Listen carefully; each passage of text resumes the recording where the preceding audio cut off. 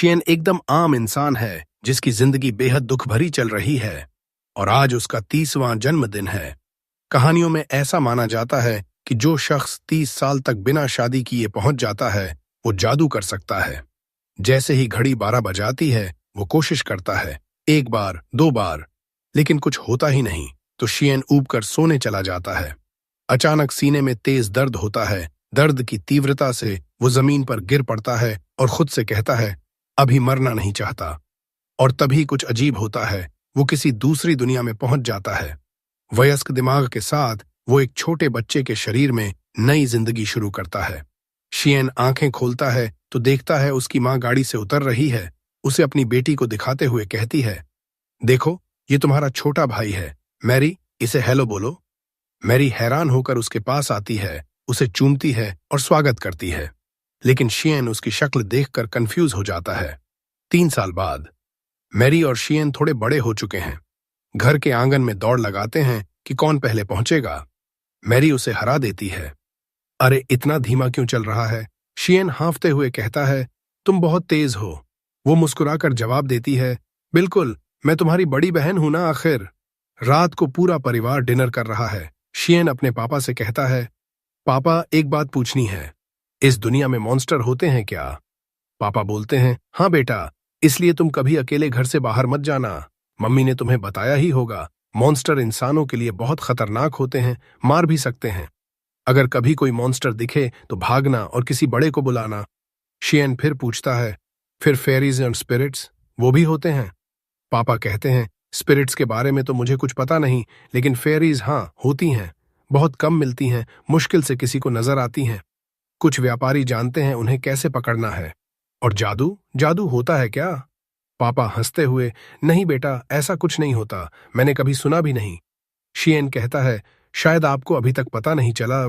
पापा बोले, हो सकता है, बहुत सी चीजें हैं जो मुझे नहीं पता, लेकिन कम से कम जादू जैसी कोई चीज आम लोगों में नहीं है, किसी को करते हुए कभी नहीं देखा। फिर पूछते हैं, तूने फेरीज और जादू के बारे में कहाँ सुना? लेकिन शियन जवाब नहीं देता। उसी पल से वो जादू की बात फिर कभी नहीं करता। 3 साल बाद मैरी घर के सामने कॉम्बैट ट्रेनिंग कर रही है। शियन किताब पढ़ते हुए उसे देख रहा है। थककर मैरी उसके पास आकर बैठ जाती है। वो पूछता है, तुम इतनी मेहनत क्यों करती हो कॉम्बैट की? वो जवाब देती है, क्योंकि मैं तुम्हारी बड़ी बहन हूं, मुझे हर खतरे के लिए तैयार रहना है, मॉन्स्टर हो या कोई और। अगर कोई क्रिमिनल तुम पर हमला करे तो मुझे लड़ना आएगा। मुझे मजबूत होना है ताकि मैं तुम्हें बचा सकूं। सूरज ढलते ढलते मैरी अपनी दोस्त रोज के साथ झील पर ट्रेनिंग करने जाती है। रोज कहती है, पूरे दिन ट्रेनिंग की, अभी भी थकी नहीं लग रही। अचानक झील से अजीब सी रोशनी निकलती है। मैरी हैरान होकर बोलती है, ये क्या है? और उसे याद आता है शियन ने पापा से जादू की बात की थी। अगले दिन मैरी शियन को लेकर झील पर जाती है। शियन कहता है, मम्मी ने मना किया था दूर जाने से। मैरी बोली, अरे टेंशन मत ले, ज्यादा दूर नहीं है और यहाँ मॉन्स्टर भी नहीं होते। वो दोनों बैठकर सूरज ढलने का इंतजार करते हैं। शियन पूछता है, मम्मी नाराज नहीं होंगी ना देर से जाने पर? मैरी हंसकर, थोड़ी बहुत नाराजगी तो बनेगी, लेकिन इसके लायक है। अचानक झील से रोशनी निकलती है और चमकते गोले बाहर आते हैं। शियन दंग रह जाता है। मैरी कहती है, सूरज ढलने से थोड़ा पहले ये गोले निकलते हैं, लेकिन वजह नहीं पता। शियन पूछता है, पापा मम्मी को पता है? वो बोली, हाँ, पहली बार देखकर मैं उन्हें तुरंत लेकर आई थी, लेकिन अजीब बात, उन्हें दिखा ही नहीं। मुझे डर था तुझे भी न दिखे। लगता है हर किसी को अलग दिखता है। मैं तो बस रोशनी देखती हूं जो जल्दी गायब हो जाती है। कुछ बच्चे पूरी लाइट्स देखते हैं, ये जादू ही होगा ना। अगले दिन ब्रेकफास्ट के टेबल पर शियन और मैरी जल्दी खाकर उठ जाते हैं। पापा मम्मी हैरान। शियन मैरी से कहता है, चलें? दोनों झील पर पहुंचकर उन लाइट्स का राज जानने की कोशिश करते हैं। वो झील से मछली पकड़ते हैं, लेकिन शियन बहुत थक जाता है। मैरी कहती है, तू बिल्कुल फिट नहीं है यार, क्योंकि तू मेरी तरह ट्रेनिंग नहीं करता, ताकत कम हो गई है। अभी तो सूरज ढलने में टाइम है, कुछ और करें? शियन बोला, हाँ, मैं इस झील को एक्सप्लोर करना चाहता हूँ। पहले ये जानना है कि ये गोले कहाँ से आते हैं। मैरी, झील से ही तो आते हैं, जरूर किसी जीवित चीज से आते हैं पानी के नीचे। ठीक से नहीं खोजा तो कभी पता नहीं चलेगा। मैरी पूछती है, अब क्या करें? शियन, पहले 3 अलग अलग चीजें झील से लेकर अलग अलग बाल्टियों में डालेंगे। एक में पत्थर, एक में पानी के पौधे, एक में मछली। फिर सूरज ढलने पर देखेंगे किससे गोले निकलते हैं। फिर वो दोनों वैसा करते हैं और झील से मछली पकड़ते रहते हैं। मैरी कहती है, कितनी देर हो गई, एक भी नहीं पकड़ी। शियन हंसता है, तू मेरी मदद कर रही है ना? इससे ज्यादा खुशी मुझे और चाहिए क्या? मैरी, अरे क्या बकवास कर रहा है, मैं तेरी बड़ी बहन हूं, साथ तो रहूंगी ही। शियन, थैंक यू इतना साथ देने के लिए। मैरी, मुझे भी देखना है जादू, अगर सच में है तो। अचानक मैरी को एक मछली पकड़ आती है। वो उसे तीसरी बाल्टी में डालते हैं। शियन पूछता है, ये वाली रेयर है क्या? मैरी, नहीं यार, ये हर जगह मिलती है। तभी रोज आ जाती है। क्या कर रहे हो दोनों? मैरी, हाँ ये मेरा छोटा भाई है। शियन, हेलो बोलना। रोज पूछती है, यहाँ खास इस झील में ही क्यों मछली पकड़ रहे हो? मैरी, टेंशन मत ले, शियन को सब पता है। रोज, तू वो चमकते गोले देख सकता है, ये तो बहुत अजीब है। शियन, हाँ मैंने पूरा देखा है। तुम्हें इन गोले के बारे में कुछ पता है? रोज, नहीं बस देखना अच्छा लगता है। सूरज ढलता है। रोज झील से मछली पकड़ रही है। अचानक गोले निकलते हैं। मैरी, अफसोस बाल्टियों वाली चीजों से कुछ नहीं हुआ। शियन, मैंने उनकी कंडीशन कॉपी करने की कोशिश की थी। क्या झील में और भी कुछ है? मैरी, हाँ बहुत कुछ।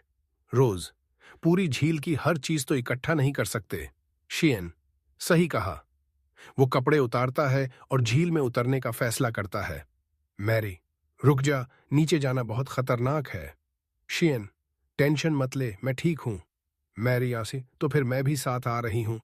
दोनों पानी में उतरते हैं और उन गोले की खूबसूरती देखकर दंग रह जाते हैं। शियन एक गोले पर हाथ रखता है। थोड़ा गर्म है और अलग सा फील हो रहा है। वो सिर पानी में डालकर देखता है लेकिन कुछ नहीं दिखता। मैरी, अंधेरा है ना इसलिए। शियन, लेकिन एक बात पता चली, ये गोले पानी के नीचे किसी जीवित चीज से आते हैं, शायद मछली से, क्योंकि ये पानी में घूम रहे हैं। मैरी, काश और साफ दिखता। फिर दोनों बाहर निकलते हैं, कपड़े पहनते हैं। शियन, थैंक यू मैरी, तेरे साथ आने के लिए। मैरी, अरे क्या बात कर रहा है, मैं तेरी बड़ी बहन हूं ना। तभी रोज कहती है, मैंने एक और मछली पकड़ी, ये वाली नर वाली की मादा है। मैरी, अरे मादा पकड़ना यहाँ बहुत रेयर है। आमतौर पर गहरे पानी में रहती हैं, लेकिन मेटिंग सीजन है तो ऊपर आ गई होंगी। वे दोनों मछलियों को एक बाल्टी में डालते हैं। अचानक बाल्टी से चमकते गोले निकलने लगते हैं। तीनों दंग। शियन, अब समझ आया, ये मछलियों का कोर्टशिप बिहेवियर है, ये गोले उसी का रिजल्ट हैं। अगले दिन शियन मैरी को थैंक यू बोलकर गले लगाता है। अचानक शियन चमकने लगता है। दोनों हैरान। शियन, ये जादुई एनर्जी हो सकती है, ये कोर्टशिप बिहेवियर है। लगता है जितनी बार मैं अपनी फीलिंग्स दिखाऊंगा उतना ज्यादा चमकूंगा। मैरी डर कर भाग जाती है। शियन खुद से, जादू इस दुनिया में है, बस किसी ने अभी तक ढूंढा नहीं। और यहीं से मेरी कहानी शुरू होती है। कुछ देर बाद वो बिस्तर पर बैठकर सोचता है, पिछली जिंदगी के आखिरी 3 साल मैं दुख में बीताए। पढ़ाई की, जादू की खोज में पागल हो गया था। कभी मान ही नहीं पाया कि जादू नहीं होता। और अब दूसरी जिंदगी में 6 साल का हो गया हूं, लग रहा था शायद छोड़ ही दूं ये सपना। लेकिन हाल ही में जब ये चमकते गोले देखे तो फिर उम्मीद जागी। मैरी कमरे में आती है। वो, आ गई, अच्छा हुआ, इधर बैठ। मैरी बिस्तर पर बैठती है। शियन उसे घूरता है। मैं तुमसे प्यार करता हूं। मैरी शर्मा जाती है। अचानक शियन फिर चमकने लगता है। वो, इस जादुई एनर्जी को दिखाने के लिए फीलिंग्स एक्सप्रेस करनी पड़ती हैं, लेकिन हर बार ऐसा नहीं कर सकता, कोई और तरीका ढूंढना होगा। मैरी गुस्से से, तूने मुझे लैब राइट बना दिया सिर्फ जादू यूज करने के लिए? शियन घबराकर, नहीं नहीं, मैं झूठ नहीं बोल रहा था, सच था। मैरी, ठीक है, इस बार माफ किया। और कुछ पता चला जादू के बारे में? शियन, बस इतना कि फीलिंग्स दिखानी पड़ती हैं, लेकिन और इमोशंस ट्राई कर सकता हूं, खुशी, डर वगैरह। वो फिर चमकता है। हो गया, दूसरा तरीका मिल गया। मैरी, तूने जानबूझकर किया ना? शियन खुद से सोचता है, भले ही सिर्फ लाइट निकल रही हो, अभी तक कोई फायदा नहीं, लेकिन जादू के वजूद की तस्दीक हो गई। 1 महीना बीत जाता है। शियन अपने कमरे में। पिछली बार चमकने के बाद से 1 महीना हो गया। इस दौरान बहुत कुछ सीखा। चमकने के लिए खास इमोशनल स्टेट चाहिए, लेकिन उन इमोशंस को लंबे वक्त तक होल्ड करना बहुत मुश्किल है। साथ ही एक दिन में चमकने की भी लिमिट है। पूरी मैजिकल एनर्जी खत्म होने पर अगले दिन और मजबूत होकर लौटती है। और जो लोग गोले नहीं देख सकते वो जादू नहीं कर सकते, सिर्फ गोले देखने वाले ही कर पाते हैं। वो घबराकर, लेकिन मैं मैजिकल गोले क्यों नहीं बना पा रहा? क्या मेरी एनर्जी अभी बहुत कम है? मछली से भी कम? कुछ गड़बड़ है। मुझे अपनी मैक्सिमम ग्लो एनर्जी बढ़ानी है। लग रहा है डेड एंड पर आ गया हूं, लेकिन नहीं, इतना दूर आकर अब हार नहीं मानूंगा। मछलियां चमकती हैं और गोले छोड़ती हैं, शायद मैं भी। वो जादू ट्राई करता है, शरीर चमकता है। अब इस एनर्जी को हाथ में शिफ्ट करने की कोशिश करता हूं, नहीं होता। इमोशंस पर फोकस और एनर्जी ट्रांसफर साथ साथ बहुत मुश्किल है। उल्टा ट्राई करता हूं।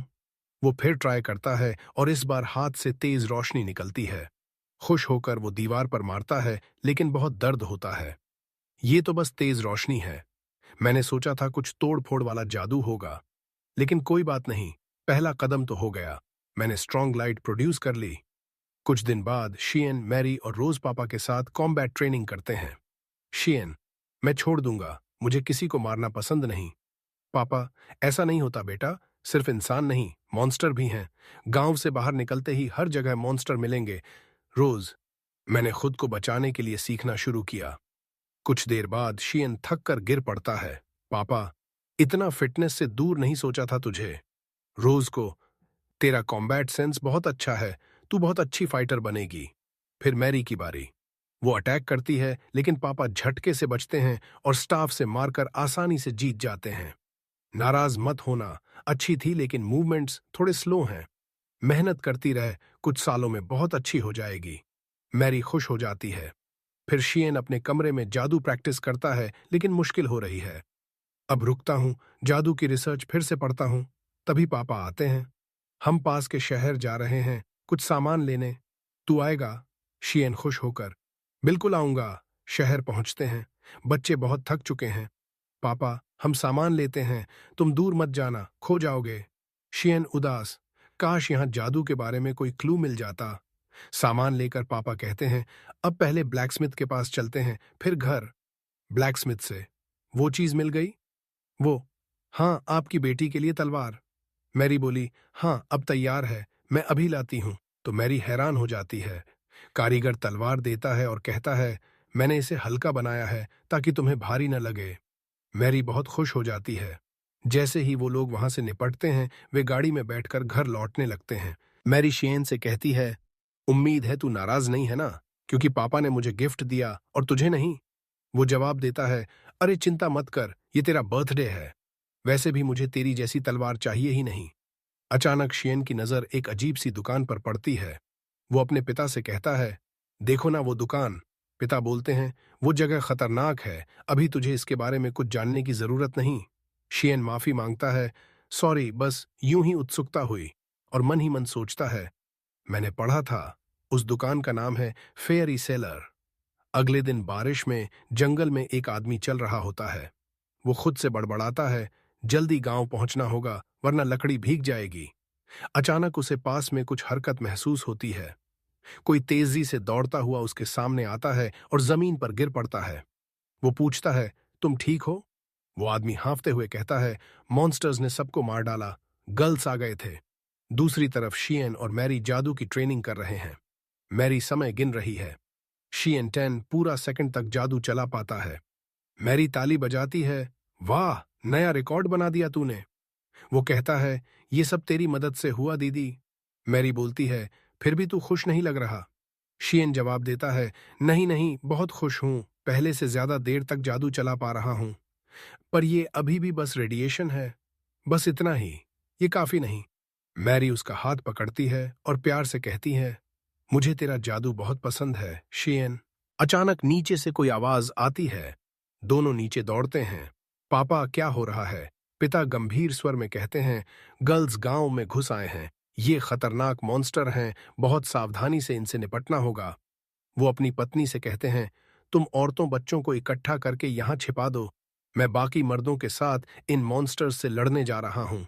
मैरी शियन का हाथ मजबूती से पकड़ती है, टेंशन मत ले, मैं हूं ना तेरी रक्षा करने के लिए। पर शियन उसके चेहरे पर डर की लकीरें देख लेता है। पिता के जाने से पहले शियन उन्हें रोकता है, अभी बात करने का टाइम नहीं है। बस 2 मिनट पापा, क्या ये मॉन्स्टर इतने समझदार हैं और शारीरिक ताकत इतनी है कि घर के बाहर से दूसरे माले तक पहुंच सकें? पिता कहते हैं, नहीं, ये बेवकूफ हैं, चढ़ भी नहीं सकते। शियन बोलता है, तो फिर हम सब दूसरे माले पर छिप जाएं। कोई मॉन्स्टर ऊपर नहीं आ पाएगा और दरवाजों पर फर्नीचर लगाकर ब्लॉक कर देंगे। फिर सारे गांव वाले शियन के घर के एक कमरे में छिप जाते हैं। तभी एक मॉन्स्टर चुपके से घर में घुस आता है, खिड़की तोड़कर अंदर आ जाता है। सब डर से चीखने लगते हैं।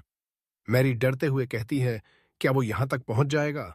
शियन फुसफुसाता है, चुप, एकदम चुप रहो, आवाज मत करो वरना सुन लेगा।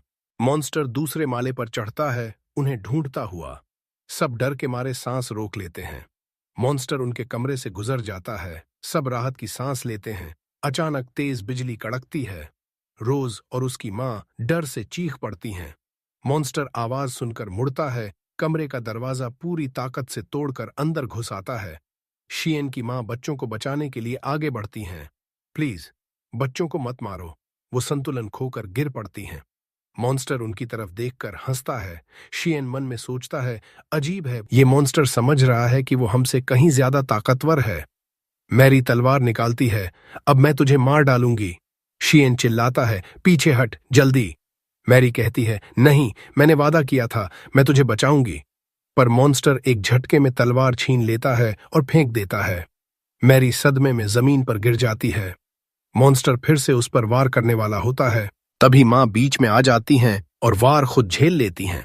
गहरी चोट लगती है। शियन मन में चीखता है, अब मुझे कुछ करना होगा, नहीं तो मां और दीदी मर जाएंगी।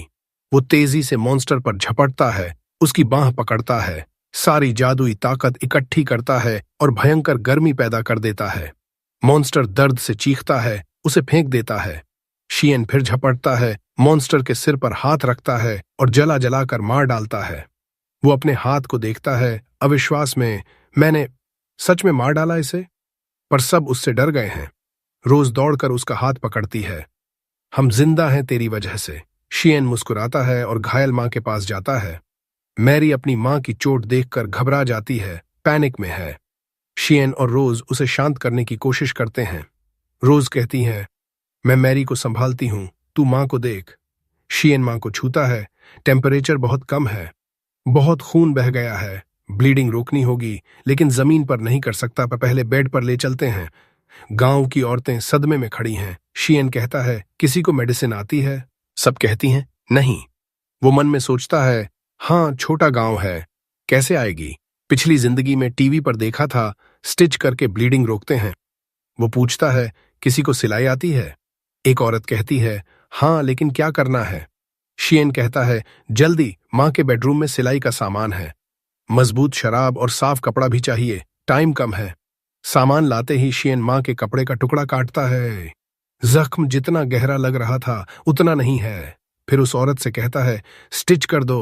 वो हैरान, क्या, क्यों? शियन सोचता है, इस जमाने में स्टिचिंग आम नहीं है क्या? फिर बोलता है, जख्म ऐसे खुला नहीं छोड़ सकते, सिलकर बंद करना होगा। वो डरते हुए कहती है, सिर्फ तो मैं और चोट नहीं दे सकती। शियन गिड़गिड़ाता है, प्लीज, बस मेरी बात मान लो। वो मैरी का डरा हुआ चेहरा देखकर हिम्मत करती है और स्टिचिंग शुरू करती है। काम खत्म होने पर शियन कहता है, थैंक यू। वो बोलती है, बस अब ठीक हो जाएंगी ना? शियन कहता है, कुछ देर निगरानी रखनी होगी, पर हाँ, ठीक हो जाएंगी।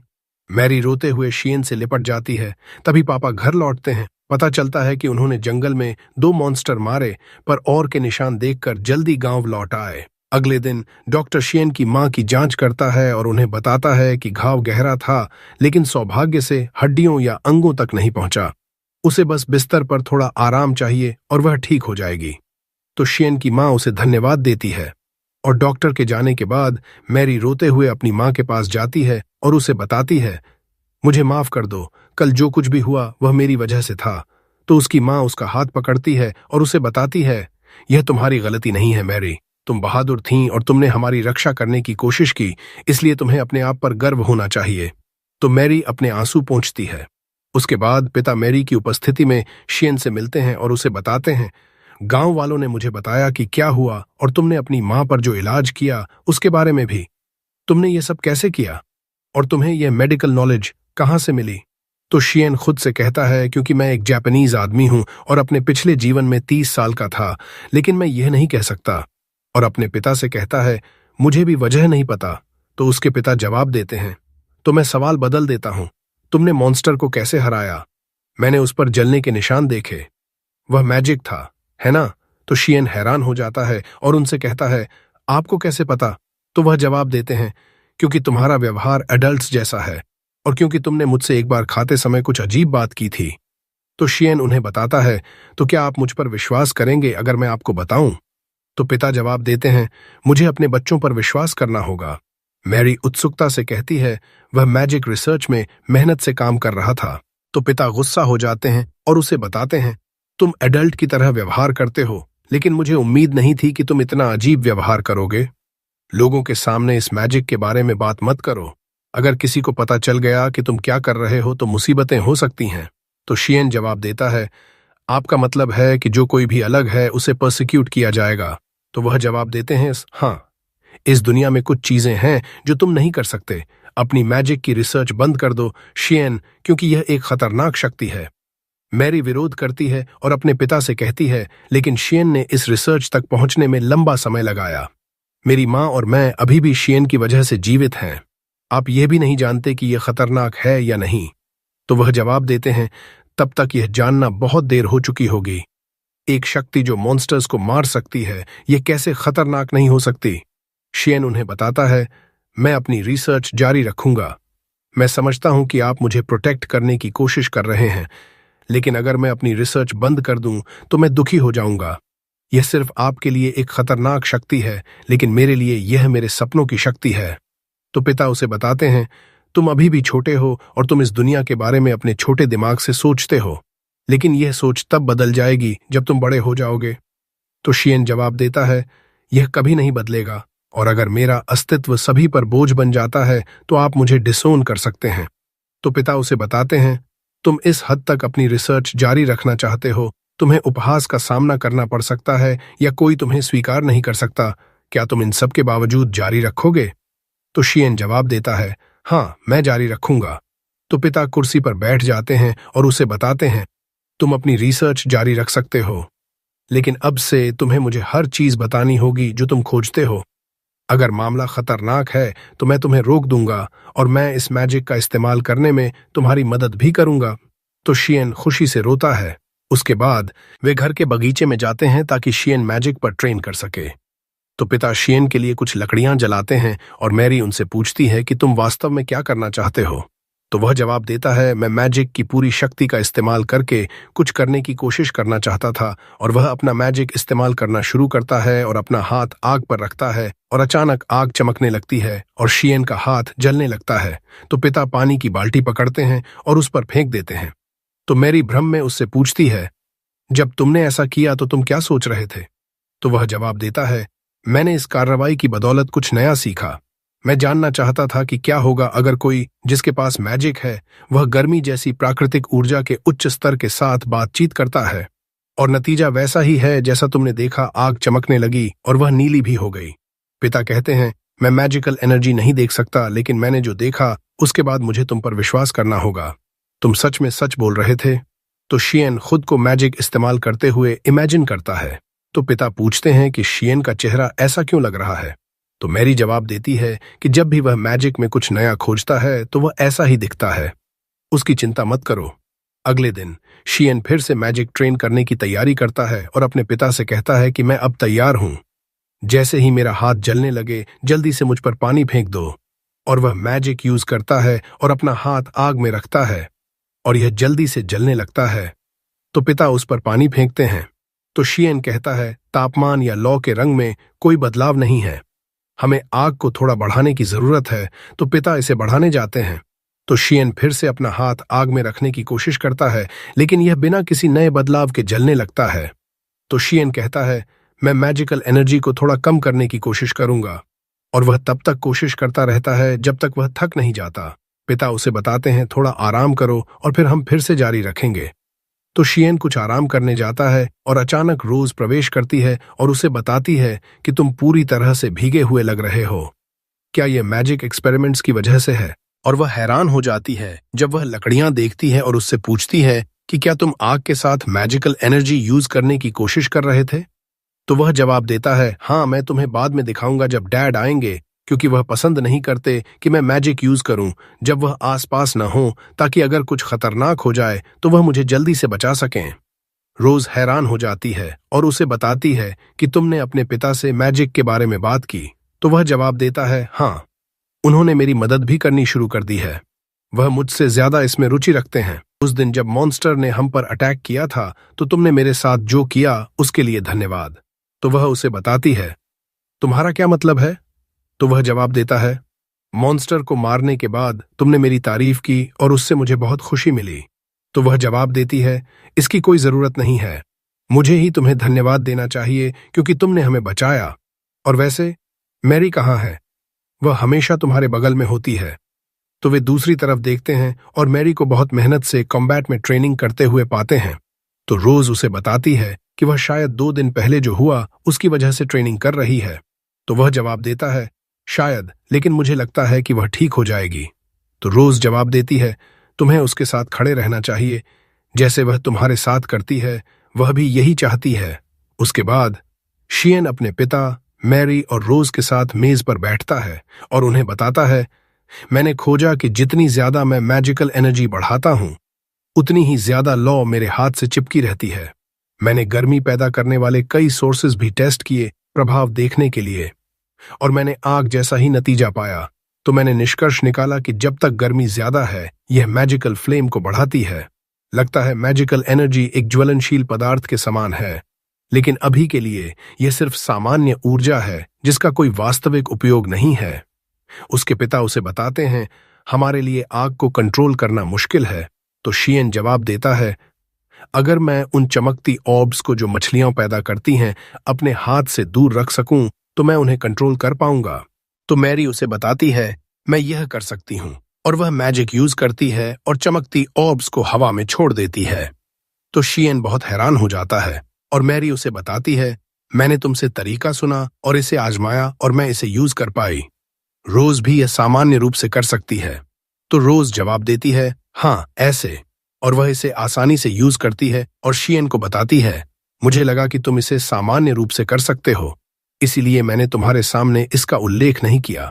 तो शियन ऑर्ब्स को हवा में छोड़ने की कोशिश करता है और उनसे पूछता है, मुझे अब क्या करना चाहिए? तो मैरी उसे बताती है, इसे अपने हाथ पर अच्छी तरह स्टेबलाइज करने की कोशिश करो, और वास्तव में शियन इसे करने में कामयाब हो जाता है। उसके बाद वे घर के बगीचे में बाहर जाते हैं ताकि शियन ट्रेन कर सके, और वह अपने हाथ में एक मैनुअल इग्निशन टूल पकड़ता है और इग्निशन टूल की चिंगारी के साथ मैजिक यूज करने की कोशिश करता है, और अचानक एक विशाल फायरबॉल निकलती है और हवा में फट जाती है। तो वे सभी सदमे में आ जाते हैं, ऐसे जादू का इस्तेमाल करते देख बिल्कुल उम्मीद नहीं थी। और शियन खुद से कहता है, मैंने इसे ऐसे इस्तेमाल कर लिया, वो जादू जो मैं 30 साल से सपने में देखता था आज आखिरकार इस्तेमाल कर पाया। थोड़ी देर बाद शियन बहुत थकान महसूस करते हुए चल रहा होता है ट्रेनिंग की वजह से, और खुद से बड़बड़ाता है, फायरबॉल इस्तेमाल करने के लिए मैजिकल एनर्जी पर फोकस करना पड़ता है, लेकिन ये एनर्जी यूज करने के साथ कम होती जाती है। अगली बार बेहतर प्लान करना होगा। और अचानक उसे अपनी बहन की आवाज सुनाई देती है। वो देखने जाता है कि वो क्या कर रही है और पाता है कि वो अपने पिता के साथ कॉम्बैट ट्रेनिंग कर रही है, लेकिन मैरी बहुत थक चुकी है और चोटिल भी ट्रेनिंग की वजह से। तो उसके पिता कहते हैं कि आज के लिए बस काफी है, अब आराम कर। लेकिन मैरी मना कर देती है और कहती है, तुमने खुद कहा था जितना ज्यादा ट्रेनिंग करोगी भी उतनी ज्यादा ताकतवर बनोगी। तो वो जवाब देते हैं, लेकिन ट्रेनिंग की भी एक लिमिट होती है और तुम वो लिमिट पार कर चुकी हो।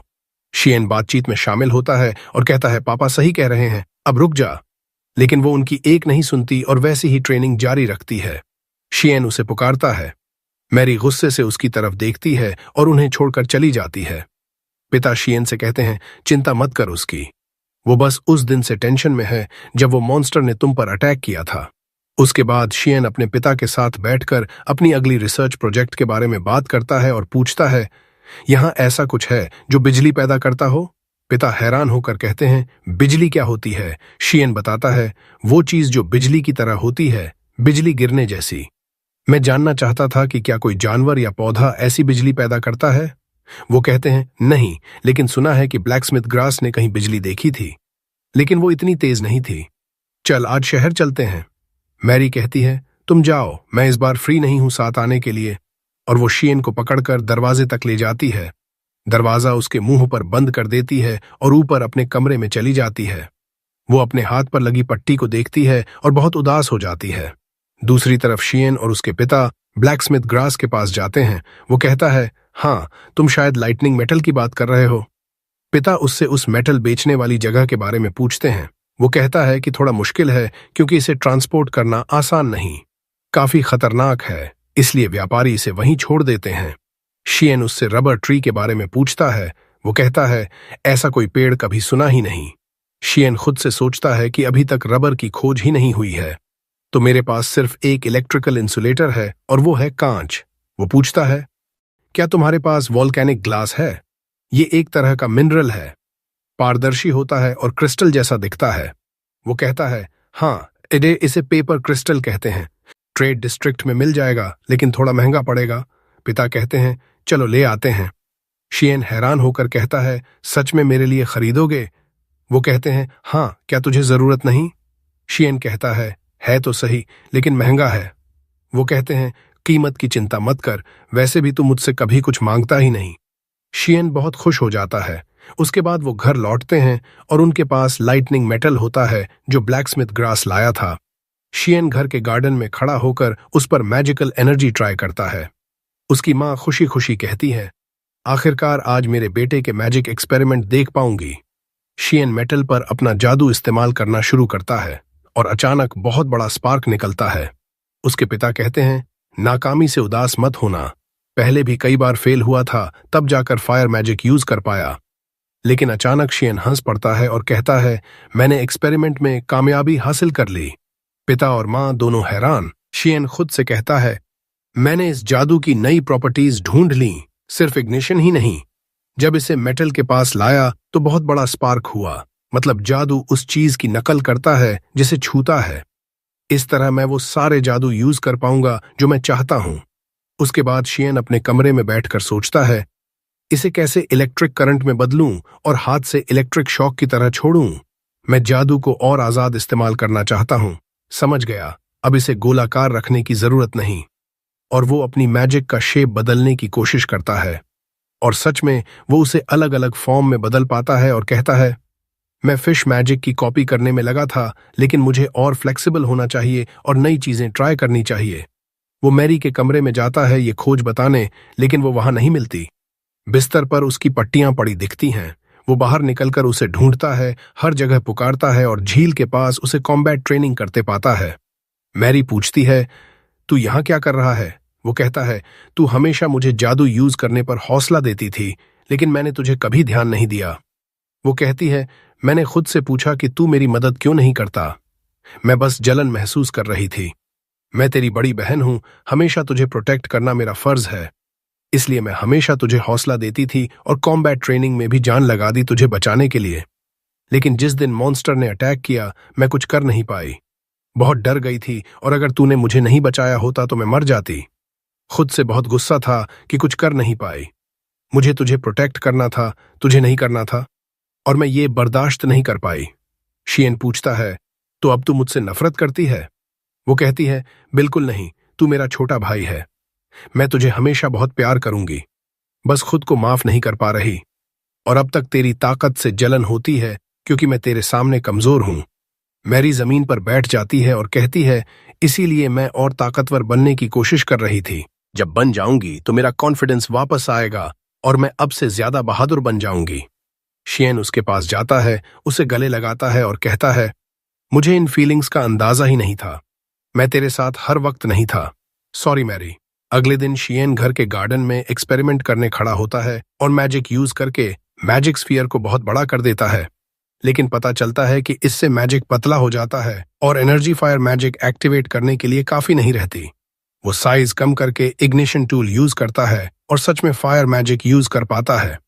खुद से कहता है एनर्जी को कंडेंस करने से फ्लेम में नोटिसेबल बढ़ोतरी हुई। वो लाइटनिंग मेटल पर और एक्सपेरिमेंट करता है, छोटी एनर्जी यूज करता है तो हल्का स्पार्क निकलता है। ज्यादा एनर्जी यूज करता है तो अचानक स्पार्क्स इतने फैल जाते हैं कि शियन जमीन पर गिर पड़ता है। मैरी और रोज उसके पास भागती हैं। वो कहता है, चिंता मत करो, मैं ठीक हूं। रोज पूछती है, बिजली वापस तुझ पर ही क्यों आई? क्या आगे नहीं जानी चाहिए थी? वो कहता है, हाँ वैसा ही होना चाहिए था, लेकिन पता नहीं क्या हुआ। अजीब है कि लाइटनिंग मैजिकल एनर्जी के सोर्स की तरफ खींचती है और खुद से सोचता है, लगता है मैं कुछ नया डिस्कवर करने के बहुत करीब हूं, लेकिन अभी पहुंच नहीं पाया। शायद इस जादू की कोई लिमिट ही नहीं। और अचानक उसके पिता और ब्लैकस्मिथ ग्रास आ जाते हैं। वो घर में आकर बात करते हैं। पिता कहते हैं कि ग्रास ने तेरे प्लान का इस्तेमाल करके खुद के लिए लाइटनिंग मेटल ट्रांसपोर्ट करवाया और उसे प्रॉफिटेबल बिजनेस में बदलना चाहता था। ग्रास कहता है, मैंने बिना परमिशन के तेरे आइडिया से बड़ी दौलत कमाने की सोची, माफ कर दो। वो कहते हैं, कोई बात नहीं, ये नॉर्मल है। ग्रास हैरान होकर कहता है, लेकिन मैंने तो तेरे आइडिया को चुराकर अपना फायदा उठाया। पिता कहते हैं, असली प्रॉब्लम वो नहीं है। ग्रास उन्हें अपने वेयर हाउस ले जाता है जो लाइटनिंग मेटल से भरा पड़ा है। कहता है, ये मेटल लाइटिंग के लिए सूटेबल नहीं क्योंकि थोड़ा खतरनाक है। लोग सिर्फ नयापन होने की वजह से खरीद रहे थे, लेकिन थोड़े दिनों में लोग इसे वापस लौटाने लगे और पैसे वापस मांगने लगे क्योंकि ये बहुत चटक चटक आवाज करता था। मैं बस एक रिक्वेस्ट कर रहा हूं, मुझे जल्दी से इसे बेचने का कोई तरीका चाहिए क्योंकि 3 दिन में वेयर हाउस का किराया नहीं दे पाऊंगा। तुम जरूर कुछ कर सकते हो ना? शियन कहता है, कोशिश करूंगा, लेकिन मेरे पास अभी कोई प्लान नहीं, मुझ पर भरोसा मत करना। वैसे ये मेटल्स इतनी दूर दूर क्यों रखे हैं? ग्रास 2 मेटल्स को पास लाता है। अचानक बहुत तेज अट्रैक्शन होता है, तेज रोशनी और बिजली निकलती है। वो कहता है, अगर पास लाता हूं तो ऐसा हो जाता है। सब दंग रह जाते हैं।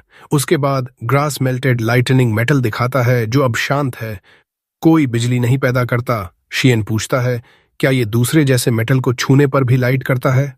वो कहता है, खुद ट्राई कर ले। ग्रास दूसरा मेल्टेड पीस देता है। शियन उसे पकड़ता है, पास लाता है तो कोई रिएक्शन नहीं। शियन पूछता है, मेल्टिंग के किस स्टेज पर लाइटनिंग रुक जाती है?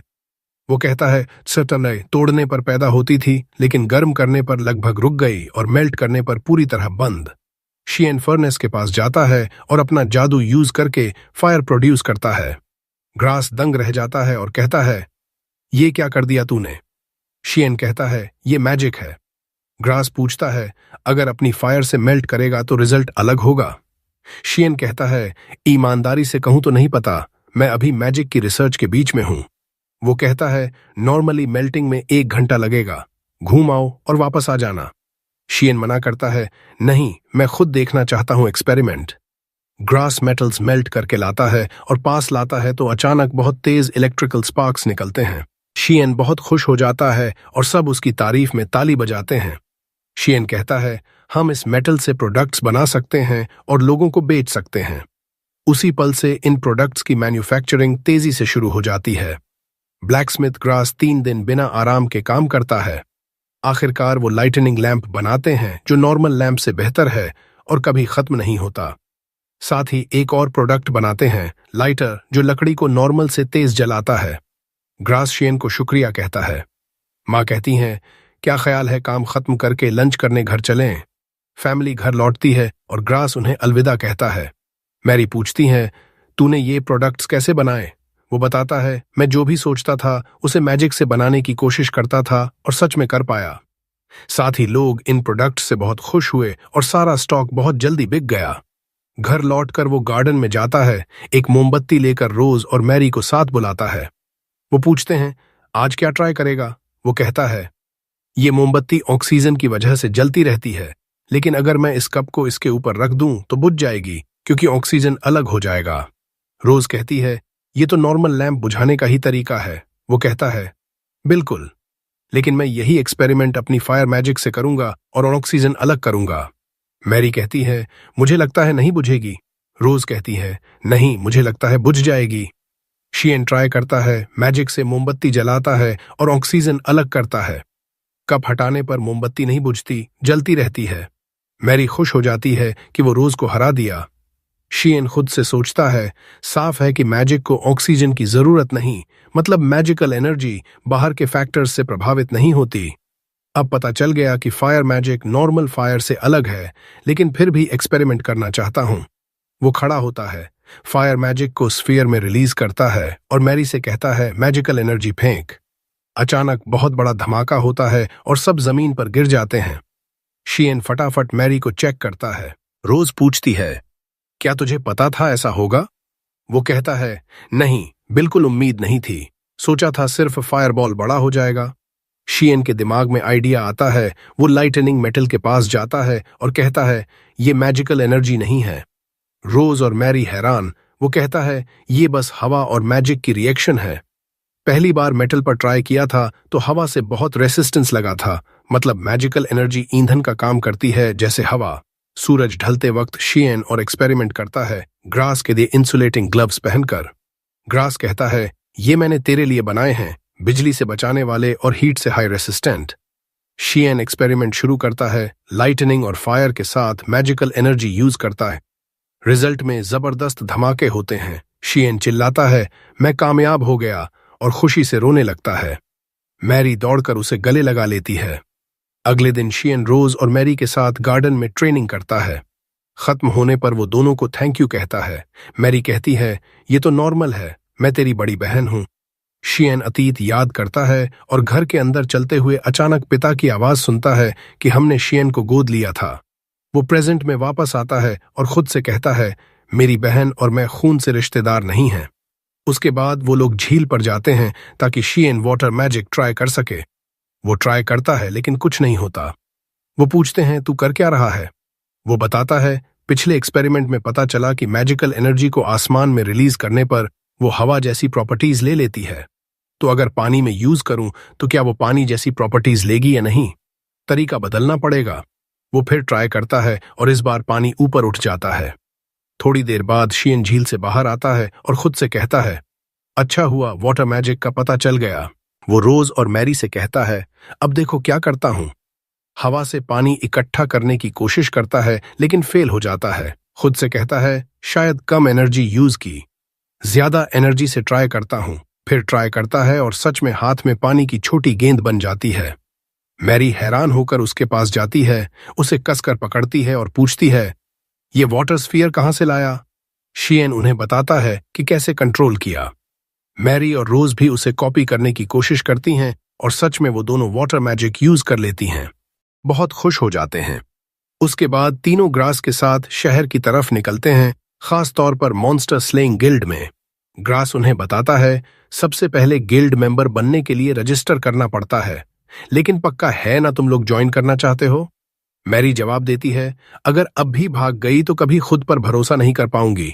शियन ग्रास से कहता है, ये बात हमारे बीच ही रहनी चाहिए, पापा को मत बताना। वे गिल्ड के रिसेप्शन एरिया में घुसते हैं। ग्रास खुद को इंट्रोड्यूस करता है और कर्मचारी से कहता है, मैं एक प्लेन फाइटर हूं, इन 3 बच्चों को रजिस्टर करवाना है। तभी अचानक उनके पीछे से पापा आ जाते हैं। वो कर्मचारी से कहते हैं, मैं डायमंड रैंक फाइटर हूं और इनका सपोर्ट करूंगा। सब हैरान रह जाते हैं। जगह जगह से आवाजें आने लगती हैं, ये रैंक तो बहुत ऊंचा है, हमने कभी देखा ही नहीं। फिर चारों गिल्ड से बाहर निकलते हैं और पापा से माफी मांगते हैं क्योंकि बिना बताए गए थे। पापा कहते हैं, मुझे पता था तुम लोग यहां आओगे। सब चौंक जाते हैं। आपको कैसे पता?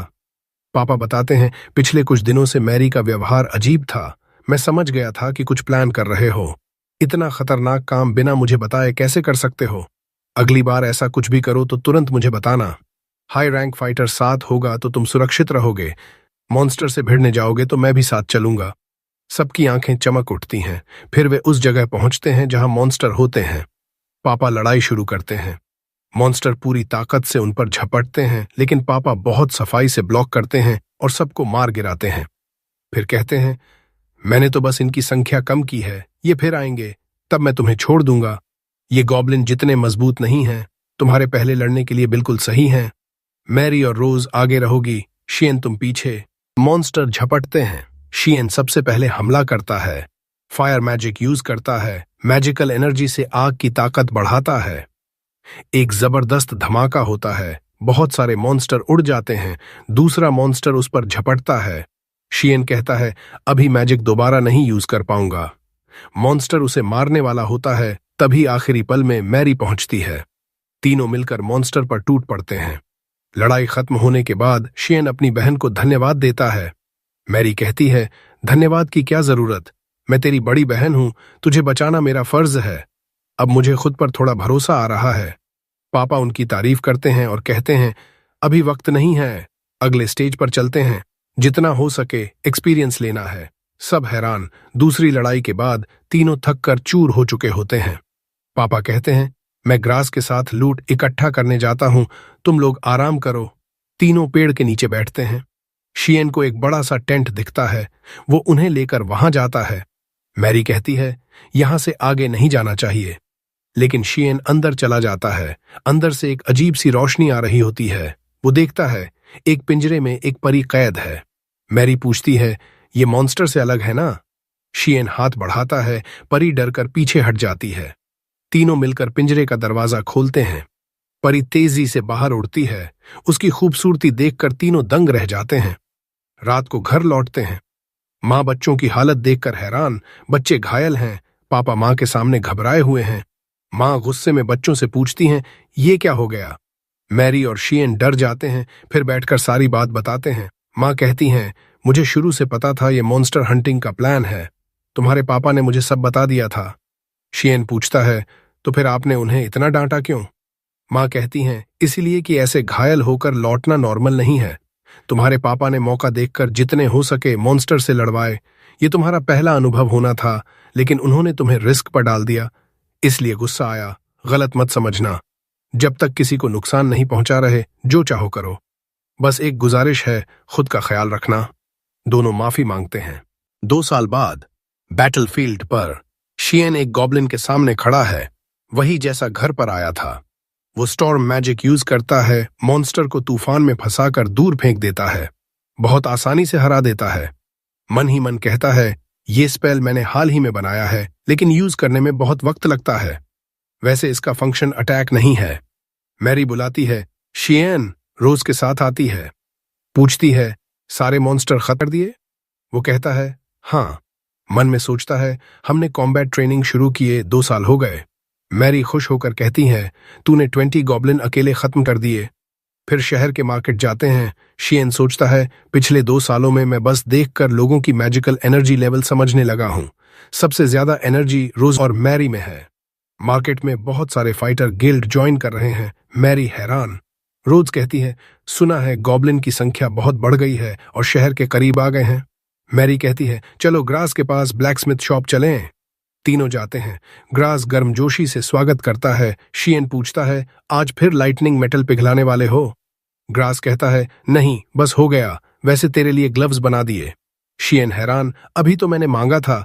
फिर शुक्रिया अदा करता है। ग्रास कहता है, तू बहुत जल्दी खत्म कर देता है इन्हें, लेकिन ये तेरी मैच्योरिटी की निशानी है। बता, मेरे और तेरे पापा के बिना लड़ाई कैसे चल रही है? मैरी कहती है, हम सिल्वर रैंक के करीब पहुंच गए हैं। ग्रास दंग, तेरे उम्र में किसी ने ये रैंक हासिल नहीं किया होगा। घर लौटकर पापा के साथ कॉम्बैट ट्रेनिंग। शियन पापा को हरा देता है। फिर मैरी की बारी। वो जोश में लड़ती है, लेकिन हार जाती है। दुखी होकर जमीन पर बैठ जाती है। मैं कभी नहीं हरा पाऊंगी तुझे। शियन हर बार जीत जाता है। पापा कहते हैं, जल्दी मत कर, अभी बहुत वक्त है, तू जरूर एक दिन मुझे हरा देगी। मैरी अकेले ट्रेनिंग करने चली जाती है। शियन पापा से पूछता है। पापा कहते हैं, उस उम्र में उसकी तलवार की स्किल कमाल की है। फिर शियन और मैरी रोज के खेत पर जाते हैं। रोज कहती है, सॉरी यार, मैंने बुलाया मदद के लिए, लेकिन वर्कर कम पड़ गए।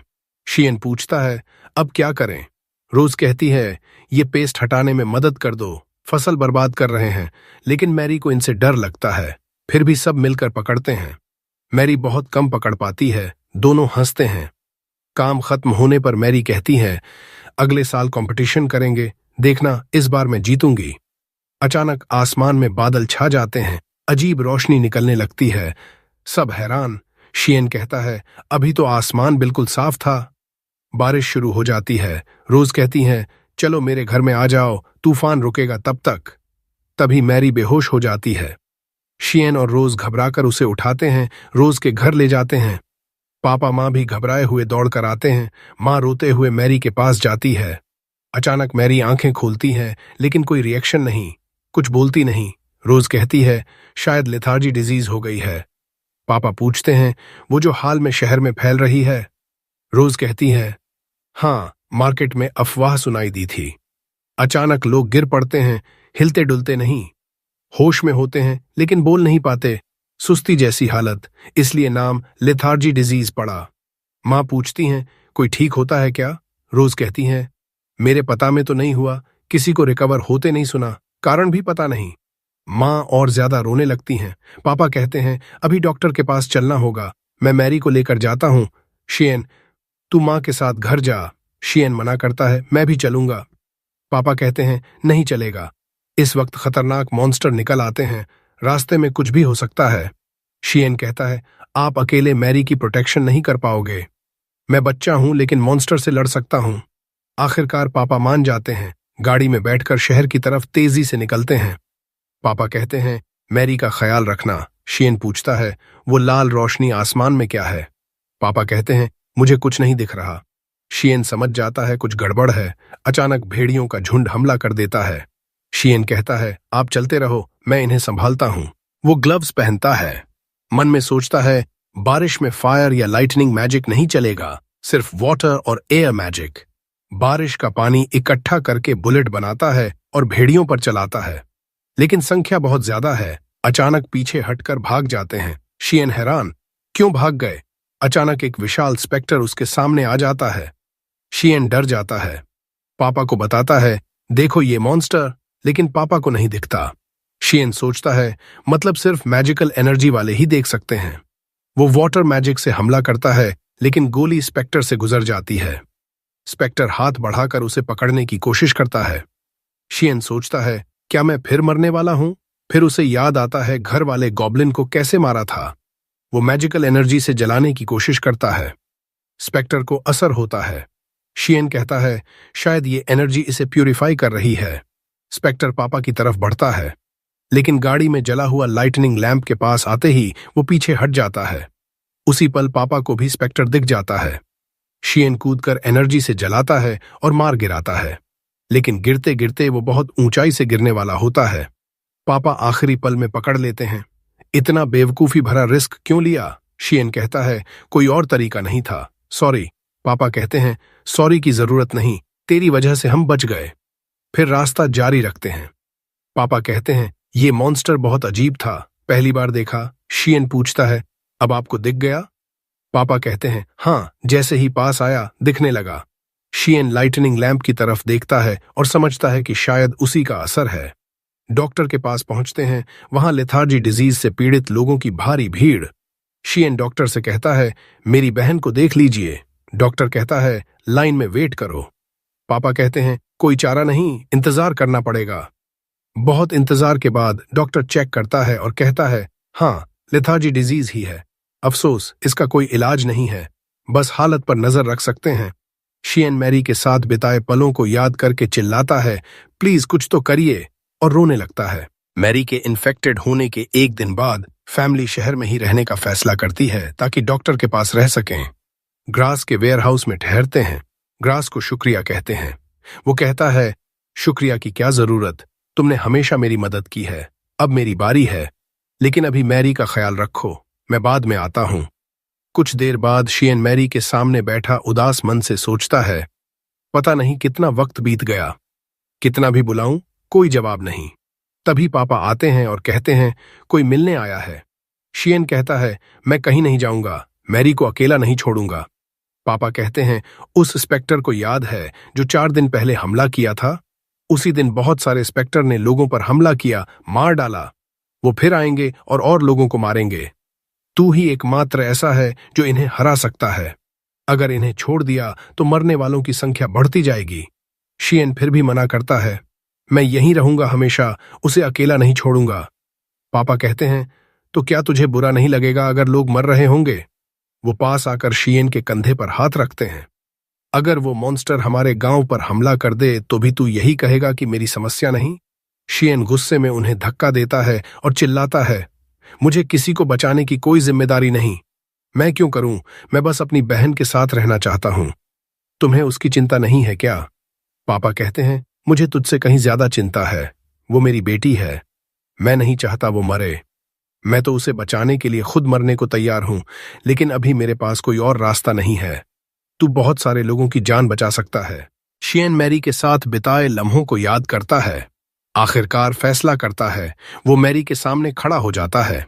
पापा उसकी इस अदा से हैरान, लेकिन तभी शियन को कुछ गड़बड़ लगती है। वो सोचता है, मैरी में कोई मैजिकल एनर्जी क्यों नहीं दिख रही। वो तेजी से बाहर सड़क पर भागता है और मन ही मन कहता है, मैंने ये कैसे नहीं देखा, पूरे समय यही हो रहा था। वो अपने पिता को लेकर डॉक्टर की क्लिनिक चला जाता है। पिता उससे पूछते हैं, क्या अब तक कुछ पता चला? शियन जवाब देता है, हाँ, मैंने नोटिस किया कि यहाँ के सारे मरीजों में जादुई ऊर्जा का नामो निशान नहीं है और इस पूरे शहर में किसी में भी जादुई ऊर्जा नहीं है। मतलब ये बीमारी जादू से जुड़ी हुई है। जरूर कोई तरीका होगा जिससे हम इस बीमारी से छुटकारा पा सकें। मुझे लगता है किसी ने अभी तक न तो इस बीमारी का कारण खोजा है और न ही इलाज। तो लगता है मुझे अकेले ही खुद पर भरोसा करके इसका हल ढूंढना पड़ेगा। फिर वो दोनों शहर के मेयर के पास जाते हैं। पिता कहते हैं, बिना इजाजत आए के लिए माफी चाहते हैं। ये मेरा बेटा शियन है। मैं सुझाव देता हूं कि आप लाइटनिंग लैंप अपने साथ रखें क्योंकि ये स्पेक्टर्स को अच्छे से भगाते हैं। अचानक मेयर रोने लगता है और पागलों की तरह चिल्लाने लगता है। जब से मैंने शहर संभाला है, मेरे साथ ये सब क्यों हो रहा है? बस आफतें बढ़ती जा रही हैं। मुझे लगा था ये इतना आसान होगा। शियन उसकी हरकत देखकर हैरान रह जाता है। फिर अचानक मेयर शांत हो जाता है और पिता से कहता है, मैंने पहले ही ढेर सारे लैंप जमा कर लिए थे और नाइट ड्यूटी पर तैनात सैनिकों में बांट दिए थे। पिता ताली बजाकर उसकी तारीफ करते हैं। मेयर कहता है, अब तारीफ की जरूरत नहीं, जो जरूरी है उसी पर ध्यान दें। मुझे सुना है ये बीमारी जादू से जुड़ी है।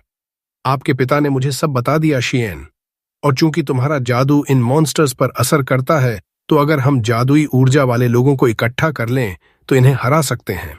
शियन कहता है, लेकिन एक समस्या है, जादू सिखाने में वक्त लगेगा और जो भी जादुई ऊर्जा वाला था वो इस बीमारी से ग्रसित हो चुका है। मेयर पूछता है, तो क्या तुम्हें लेथार्जी डिजीज के बारे में कोई आइडिया है? डॉक्टर की रिसर्च बहुत धीरे चल रही है। शियन कहता है, हाँ, जब कोई इंसान संक्रमित होता है तो आराम करने पर उसकी जादुई ऊर्जा नॉर्मल हो जाती है, लेकिन लेथार्जी डिजीज वाले अपनी सारी एनर्जी खो चुके होते हैं। तो हम जीवित प्राणियों के जरिए उन्हें वो एनर्जी वापस लौटा सकते हैं। मेयर कहता है, मतलब अगर तुम फेल हुए तो सारे मरीज मर जाएंगे। शियन कहता है, हाँ, और मन ही मन बोलता है, मैं किसी भी नतीजे को बर्दाश्त कर लूंगा, बस बहन को बचा लूं तो। फिर वो लोग वहां से निकलते हैं। शियन सोचता है, मेयर ने मुझे रिसर्च में मदद के लिए लोग दिए, लेकिन वो एक बच्चे की बात पर इतना भरोसा क्यों कर बैठा? उसने तो मेरा जादू देखा भी नहीं। अगले दिन शियन अपने घर में मेयर द्वारा भेजे गए असिस्टेंट्स के साथ इकट्ठा होता है और कहता है, चलो खुद को इंट्रोड्यूस करते हैं। एक बोलता है, मैं कोल हूं, डॉक्टर का असिस्टेंट। एक बैठी औरत कहती है, मैं रावा हूं, मैं दूसरी सिटी के रूलर की असली वारिस हूं और फिलहाल इस शहर की गार्ड की सीक्रेट कमांडर। शियन आखिरी से कहता है, तुम अपना परिचय दो। वो शर्माते हुए कहती है, मैं गिट हूं और मॉन्स्टर एक्सपर्ट हूं। शियन कहता है, तुम तीनों का बहुत बहुत शुक्रिया यहां आने के लिए। अब हम एक खतरनाक मिशन शुरू करने वाले हैं। फिर वो सब ट्रेनिंग ग्राउंड पर जाते हैं। शियन उनके सामने अपनी पावर दिखाता है। सब हैरान हो जाते हैं और पूछते हैं, ये क्या था अभी तुमने किया? शियन कहता है, ये एक नई तकनीक है जिसे मैंने खुद इजाद किया है, मैजिक। मैं हवा, पानी, बिजली, प्रकृति की हर चीज को इस्तेमाल कर सकता हूं। कोल पूछता है, क्या ये लेथार्जी डिजीज से जुड़ा है? शियन कहता है, मैं अभी पक्का नहीं कह सकता। फिर वो मॉन्स्टर्स से लड़ने जाते हैं। वो बहुत भारी आर्मर पहने हुए हैं और ठीक से चल भी नहीं पा रहे। गिट कहती है, मुझे इनविजिबल मॉन्स्टर पर रिसर्च करने को कहा गया था, क्या ये बीमारी से जुड़ा है? शियन कहता है, नहीं, इन्फेक्टेड लोगों का इलाज करने के लिए हमें उनकी जादुई एनर्जी वापस लानी होगी। मैंने बहुत सारे मॉन्स्टर्स मारे हैं। जब मैं अपनी एनर्जी उन पर डालता हूं तो उनकी एनर्जी से रिएक्ट करके उन्हें जला देती है। इसीलिए हम ऐसे मॉन्स्टर्स ढूंढेंगे जिनमें जादुई एनर्जी हो, और इसीलिए हमें तुम्हारी जैसे मॉन्स्टर एक्सपर्ट की जरूरत है। गिट तारीफ सुनकर खुश हो जाती है। अचानक एक गॉब्लिन मॉन्स्टर सामने आता है। वो आर्मर पहने हुए है। शियन हैरान होता है। गिट उत्सुकता से पूछती है, ये आर्मर क्यों पहने हैं? रावा आखिरकार अपना आर्मर तोड़ देती है, तलवार निकालती है और तेजी से मॉन्स्टर पर हमला करती है। लेकिन मॉन्स्टर तलवार उठाता है और रावा पर वार करने वाला होता है। आखिरी पल में शियन पहुंचता है और लाइटनिंग मैजिक से उसे डिसेबल कर देता है। मॉन्स्टर पीछे हटता है और अचानक रावा के पीछे प्रकट होकर हमला करता है। रावा वार रोकने की कोशिश करती है, लेकिन जोर से पेड़ से जा टकराती है। शियन मैजिक से मॉन्स्टर पर फिर हमला करता है। रावा जल्दी उठती है, तलवार पकड़ती है और मॉन्स्टर को चीर देती है। अगले दिन शियन रोज के साथ बैठता है और अपनी माँ के बारे में पूछता है। वो कहती है, वो ऊपर मैरी के साथ बैठी हैं। मैंने उनकी जगह बैठने की कोशिश की, लेकिन मना कर दिया। शायद वो ज्यादा से ज्यादा समय उसके साथ बिताना चाहती हैं। वैसे सुना है तुमने लेथार्जी डिजीज पर रिसर्च शुरू कर दी। क्या मैं किसी तरह मदद कर सकती हूँ? वो कहता है, तुम्हारी जिम्मेदारी घर पर है, तुम हर वक्त ट्रैवल नहीं कर सकती। वैसे भी 3 एक्सपर्ट मेरी मदद कर रहे हैं। रोज उदास हो जाती है और कहती है, मेरी इतनी प्यारी दोस्त इतने खतरे में है और मैं उसके लिए कुछ भी नहीं कर पा रही। शियन कहता है, ऐसा मत बोलो, माँ की मदद करके तुम हम सबके लिए बहुत कुछ आसान कर रही हो। फिर शियन कोल के साथ चलता है और पूछता है, हम कहाँ जा रहे हैं? कोल कहता है, क्लिनिक। मेयर ने मुझे ऑर्डर दिया कि तुम्हें वहां ले जाऊं, शायद तुम कुछ खोज लो। वहां पहुंचकर एक डॉक्टर कहता है, यहां माइल्ड केस वाले लेथार्जी डिजीज के मरीज हैं। शियन उसका हाथ पकड़ता है, मैजिक एक्टिवेट करता है और मन में सोचता है, जैसा सोचा था, बहुत कम जादुई एनर्जी बची है। ये बीमारी एनर्जी की कमी से ही है। वो कोल से पूछता है, मरीज कैसा है अब? वो कहता है, पल्स थोड़ा बढ़ा है और आंखें तेजी से हिल रही हैं। काम खत्म होने पर शियन कहता है, जब मैंने एनर्जी ट्रांसफर की तो उसकी उंगलियां हिलीं। मैजिक पर डेफिनेट रिस्पॉन्स था। कोल कहता है, अब बस उसकी हालत मॉनिटर करेंगे और मैजिक एनर्जी की डोज बढ़ाएंगे। डॉक्टर अंदर आता है और पूछता है, तुमने क्या किया? शियन कहता है, हमने कुछ नई चीजें खोजी हैं। लेकिन कोल बीच में टोक देता है और कहता है, हमें अभी जाना है। क्लिनिक से निकलकर कोल कहता है, किसी के सामने भी मैजिक, जादुई एनर्जी या इस बीमारी के इलाज का कोई डिटेल मत बताना। डॉक्टर दिन रात इसी बीमारी के इलाज पर रिसर्च कर रहे हैं। शियन कहता है, मतलब वो हमारी रिसर्च में रुकावट डाल सकते हैं, लेकिन हम तो बस इन्फेक्टेड का इलाज करने की कोशिश कर रहे हैं। रात को शियन अपनी बहन को चेक करने जाता है और एनर्जी ट्रांसफर करने की कोशिश करता है, लेकिन कोई रिएक्शन नहीं। वो खुद से कहता है, जल्दबाजी मत कर, याद है मैजिक कैसे डेवलप किया था? तू भी उसी राह पर है, बस। अगले दिन शियन गिट और रावा के साथ जंगल जाता है मॉन्स्टर्स से लड़ने और उनकी एनर्जी लेने। रावा मॉन्स्टर्स मार रही है तो शियन गिट के साथ एक्सपेरिमेंट कर रहा है। वो मॉन्स्टर का हाथ पकड़ता है और मैजिक एक्टिवेट करता है। मॉन्स्टर को बहुत दर्द होता है। गिट नोट्स बना रही है। जब शियन मैजिक की एक खास लेवल तक पहुंचता है तो मॉन्स्टर का हाथ उड़ जाता है। गिट कहती है, तुम अगर थोड़ी सी भी मैजिक ट्रांसफर करो तो उन्हें जला देते हो। जैसा तुमने कहा था, ये एनर्जी उन्हें प्यूरिफाई करती है। शियन कहता है, इंसानों पर शायद अलग रिएक्शन हो। घर लौटकर शियन मैरी के पास बैठता है और गिट की बातें याद करता है। रोज आती है और कहती है, जो तुमने मांगा था वो लाई हूं, झील की मछलियां। शियन उन्हें पकड़ता है और एनर्जी ट्रांसफर करने की कोशिश करता है, लेकिन एक लिमिट के बाद रुक जाती है। रोज कहती है, शायद तुमने बहुत ज्यादा एनर्जी रिलीज कर दी, फिर भी मछलियों पर कोई असर नहीं। शियन कहता है, लगता है मैजिक एनर्जी सिर्फ मॉन्स्टर्स को प्यूरिफाई करती है। अगर अनइन्फेक्टेड इंसान पर यूज करूं तो रिएक्शन अलग होगा। रोज कहती है, तो रिएक्शन देखने के लिए इंसान चाहिए, है ना? और मेरे पास ही मैजिक एनर्जी है जो इन्फेक्टेड नहीं हूं। अगर मैरी की मदद का कोई तरीका है तो मैं कुछ भी करूंगी। मुझ पर यह मैजिक रिएक्शन करो। दोनों एक्सपेरिमेंट के लिए तैयार होते हैं। शियन कहता है, अगर दर्द या कुछ भी लगे तो तुरंत बता देना। वो रोज के हाथ पकड़ता है और रिएक्शन शुरू करता है। थोड़ी देर बाद पूछता है, ठीक हो? वो कहती है, बस थोड़ी गर्मी महसूस हो रही है, बाकी सब ठीक है। वो दर्द के बारे में पूछता है। वो कहती है, सच कहूं तो बहुत अच्छा लग रहा है, लेकिन बीच में शियन को मॉन्स्टर का हाथ याद आता है। वो डर जाता है और रिएक्शन रोक देता है। रोज फिर हाथ पकड़ती है और कहती है, जारी रखो, बिल्कुल मत घबराओ। शियन फिर शुरू करता है। एक पॉइंट पर वो मैजिक रोक देता है। रोज पूछती है, ये तुम्हारी मैक्सिमम एनर्जी थी? वो कहता है, लगभग इंटरैक्शन टाइम थोड़ा बढ़ाना पड़ेगा। 1 महीना बीत जाता है। गार्ड्स लाइटनिंग लैंप छोड़ देते हैं। शियन अपने तीनों असिस्टेंट्स के साथ खड़ा होता है और कहता है, पिछली बार स्पेक्टर्स दिखे हुए 1 महीना हो गया। शायद अब उन्हें लगता है हम खतरे में नहीं हैं। गिट कहती है, अगर अब आए तो हमारी खैर नहीं। कोल कहता है, मुझे नहीं लगता स्पेक्टर्स फिर आएंगे। वैसे मुझे यकीन नहीं कि ये लैंप सच में उन पर असर करते हैं। अचानक रावा कोल पर तलवार तान देती है। शियन और कोल चौंक जाते हैं। वो कहती है, तू पूरे समय क्या कर रहा था? शियन अपनी बहन की देखभाल कर रहा था, मां की मदद कर रहा था, बीमारी का इलाज ढूंढ रहा था, मॉन्स्टर्स का शिकार भी कर रहा था और सबके बावजूद रिजल्ट्स हासिल किए। कोल कहता है, ठीक है, समझ गया। शियन की वजह से हम लेथार्जी डिजीज रिसर्च में आगे बढ़े हैं। हम डॉक्टर्स भी इतने सिंपल रिजल्ट्स नहीं पा सके। शियन गिट से पूछता है, क्या नए मॉन्स्टर्स के आने के संकेत हैं? वो कहती है, नहीं, कोई रिपोर्ट नहीं आई। शियन सोचता है, क्या स्पेक्टर्स सिर्फ खास जगहों पर ही आते हैं? गिट कहती है, ये स्पेक्टर्स शायद लेजेंडरी वॉर के बाद आए होंगे। शियन हैरान होता है। रावा कहती है, तुम्हें पता नहीं, ये वो जंग थी जो करीब 1000 साल पहले हुई थी।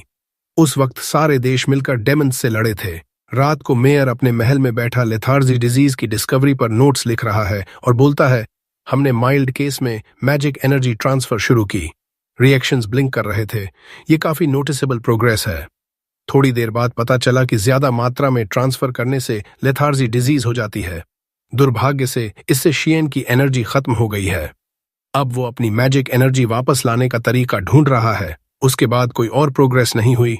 2 साल बीत जाते हैं। शियन क्लिनिक में एक मरीज के सामने है। मरीज की पत्नी कहती है, मेरा पति मुस्कुराया। शुक्रिया डॉक्टर शियन। वो कहता है, मैंने ऐसा कुछ नहीं किया जिसके लिए शुक्रिया बोलो। वो कहती है, भले ही पल भर की मुस्कान थी, वो सिर्फ तुम्हारी वजह से थी। मरीज से काम खत्म करके कोल उसे बुलाता है और कहता है, तुम बहुत थके हुए लग रहे हो, ठीक से सो रहे हो? तुम्हें अकेले सारा बोझ नहीं उठाना चाहिए। वो कहता है, मेरी चिंता मत करो। शियन घर लौटता है तो गिट और रावा उसका इंतजार कर रही हैं। वो उनके साथ अंदर जाता है। माँ और रोज उनका स्वागत करती हैं। शियन के पिता और ग्रेस भी आते हैं। सब साथ डिनर करते हैं, लेकिन शियन को मैरी की कमी खल रही है। सब उदास हो जाते हैं। पिता कहते हैं, तुम्हें थोड़ा आराम करना चाहिए। वो कहता है, मैं थका नहीं हूं, बस अब मेरे पास मैजिक एनर्जी नहीं रही। पिता कहते हैं, तुम्हारी माँ और मैंने बात की है। इस रफ्तार से तुम मैरी को ठीक करने से पहले खुद ढेर हो जाओगे। तुम्हें आराम करना होगा। पिता और माँ उठकर उसे गले लगा लेते हैं। वो कहता है, मैं सच में थका नहीं हूं, बस मैरी को जल्दी ठीक करना चाहता हूं, लेकिन जल्दबाजी नहीं करनी चाहिए। मुझे पता है आराम जरूरी है। पिता पूछते हैं, लेकिन ये तुम पर बहुत बड़ा बोझ है। वो कहता है, जब मैं मैजिक पर रिसर्च कर रहा था तब ज्यादा थकान हुई थी। मैंने खुद ढूंढा और डेवलप किया, लेकिन लेथार्जी डिजीज की रिसर्च थकाने वाली नहीं है। मैं इसे पूरी जिंदगी भी करूंगा तो चलेगा। खाना खत्म होने के बाद शियन मैरी के पास थोड़ी देर बैठता है। अचानक आसमान में तेज लाल रोशनी दिखती है। शियन लाइटनिंग लैंप लेता है और नीचे जाता है देखने क्या हो रहा है। रोज से मिलता है और कहता है, मुझे मेयर को इस लाइट के बारे में बताना होगा। वो कहती है, मैं भी चलूंगी। वो कहता है, नहीं, तुम यहीं रहो, मैरी की देखभाल करो, तुम ही उनकी मदद कर सकती हो। शियन घर से निकलता है और खुद से कहता है, ये वही लाइट है जो उस रात दिखी थी जब मैरी को बीमारी लगी थी। अचानक स्पेक्टर्स का झुंड शहर पर हमला कर देता है। शियन आसमान देख रहा होता है कि 2 सैनिक उसके सामने से गुजरते हैं। वो उनके सामने स्पेक्टर देखता है और चेतावनी देने की कोशिश करता है, लेकिन वो उसे अजीब नजरों से देखते हैं क्योंकि वो उसे दिख नहीं रहा। शियन स्पेक्टर पर कूदता है और मैजिक से उसे मार देता है। मैजिक की वजह से स्पेक्टर सबको दिख जाता है। सैनिक बेहद हैरान हो जाते हैं। फिर शियन मेयर के महल जाता है रिपोर्ट करने। मेयर घबरा जाता है और एक सैनिक से कहता है, कोई और चारा नहीं, गार्ड्स को तैयार करो, लाइटनिंग लैंप बांट दो और उन्हें शहर के गेट्स पर भेज दो। शियन मेयर से कहता है, मुझे भी सैनिकों के साथ जाने दो। सिर्फ लैंप से स्पेक्टर्स नहीं मरेंगे, मुझे उनके साथ होना होगा। मेयर उसकी बात मान लेता है। शियन खुद को तैयार करके सैनिकों के पास जाता है और उनके कमांडर से मिलता है। कमांडर कहता है, तुम्हें लाइटनिंग लैंप पसंद नहीं आए जो तुमने बनाए और बेवजह सैनिकों को भी बुला लिया। शियन हैरान होता है और एक सैनिक कहता है, मेयर फिर से अपने भ्रम में पड़ गए। सुना है उन्होंने लाइटनिंग लैंप इस्तेमाल करने को कहा है जबकि वो बेकार हैं। क्या नॉर्मल लैंप काफी नहीं? अचानक रावा उनके बीच आती है और कहती है, हमारी बटालियन को अभी कोई ऑर्डर नहीं मिला, हम ठीक ठीक क्या करने वाले हैं? वो कहता है, जो मन करे करो, घर जाओ और सो जाओ। और उसी वक्त सैनिक भी कहते हैं, बेकार वाली टुकड़ी आ गई है, ये लोग सिर्फ साइड मिशन ही लेते हैं। रावा कमांडर से कहती है, अभी आराम करने का वक्त नहीं है। मैं पूरी ताकत लगा दूंगी, सब कुछ पहले जैसा नॉर्मल कर दूंगी। फिर शिएन रावा और सैनिकों के साथ शहर की दीवारों की तरफ भागता है।